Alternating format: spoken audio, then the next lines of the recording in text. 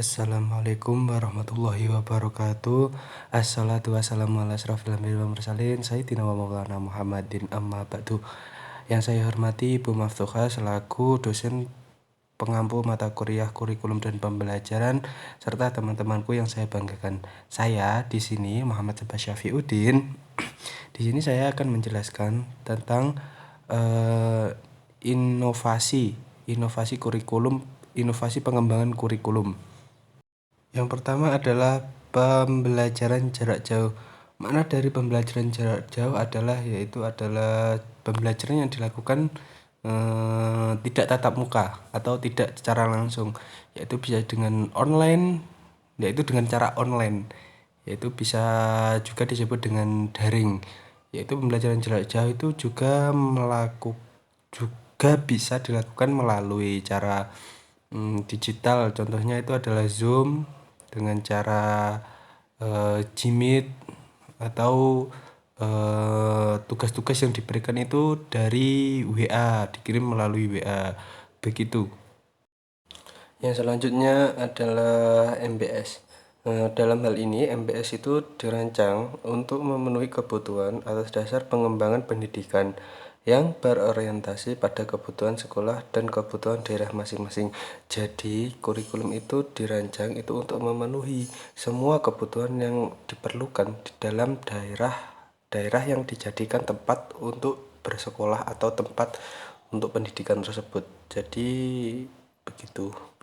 Yang selanjutnya adalah pembelajaran kontekstual. Pembelajaran kontekstual adalah konsep belajar yang membantu guru mengaitkan antara materi yang diajarkan dengan situasi dunia nyata siswa dan mendorong siswa membuat hubungan antara pengetahuan yang dimilikinya dengan penerapan dalam kehidupan sehari-hari. Inovasi model pembelajaran kontekstual adalah usaha untuk membuat siswa aktif dalam memompa kemampuan diri tanpa merugi, menetapkan dan mengaitkan dengan dunia nyata. Jadi pembelajaran itu ialah itu harus bisa dikaitkan dengan kehidupan sehari-harinya. Baik, yang selanjutnya adalah esensi inovasi.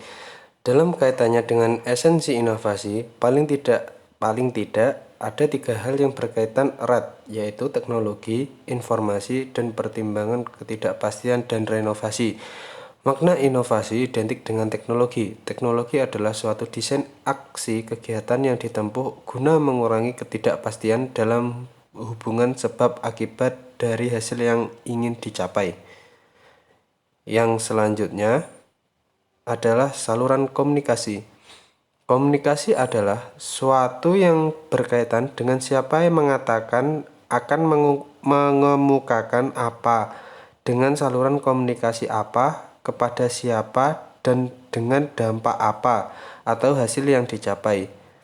Salah satu ciri komunikasi adalah adanya penyandian yang dilakukan pengirim pesan dan interpretasi oleh penerima, serta antisipasi kemungkinan adanya gangguan.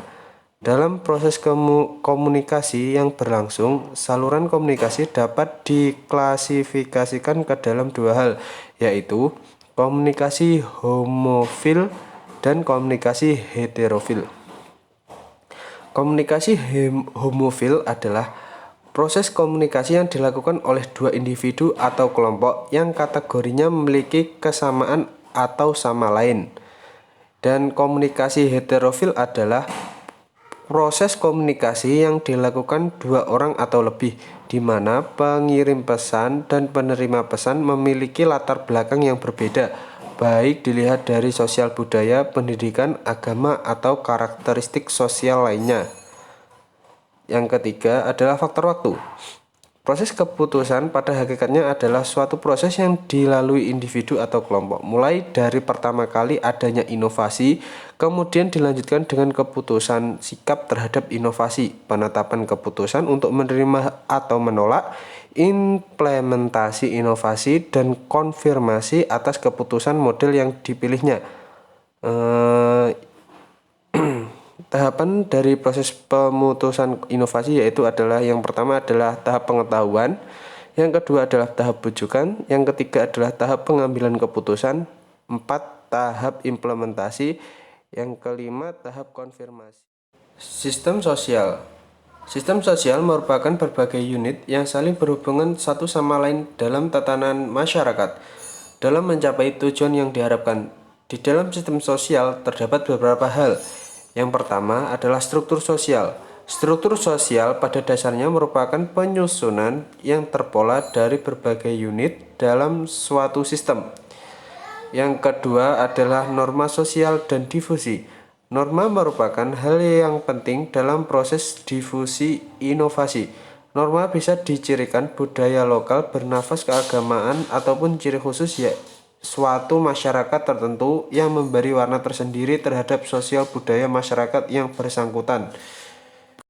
Demikian pemaparan materi dari saya.